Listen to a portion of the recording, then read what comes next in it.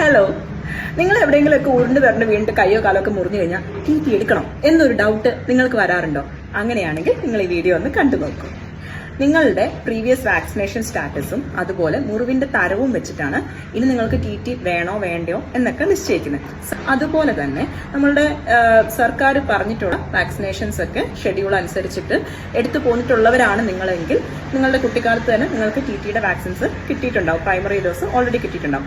അങ്ങനെയുള്ള ഒരാൾ നിങ്ങളുടെ ലാസ്റ്റ് വാക്സിൻ ടി വാക്സിന്റെ സ്റ്റാറ്റസ് 5 വർഷത്തിനുള്ളിലാണ് അത് എടുത്തിട്ടുള്ളതെങ്കിൽ നിങ്ങളുടേത് ക്ലീൻ ആണെങ്കിലും അൺക്ലീൻ വൂണ്ട് ആണെങ്കിലും അതിന് ടി പുതിയതായിട്ട് ഒരെണ്ണം കൂടി എടുക്കേണ്ട ആവശ്യമില്ല.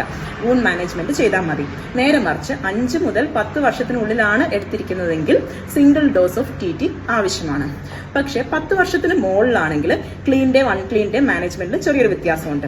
ക്ലീൻ വൂണ്ടിന് സിംഗിൾ ഡോസ് ഓഫ് ടി എടുക്കണം എന്ന് പറയുന്നിടത്ത് തന്നെ അൺക്ലീൻ വൂണ്ടിന് അതിന്റെ ഒപ്പം ഒരു ടി ഇമ്മ്യൂണോഗ്ലോബുലിനും കൂടെ അഡ്വൈസ് ചെയ്യപ്പെടുന്നു.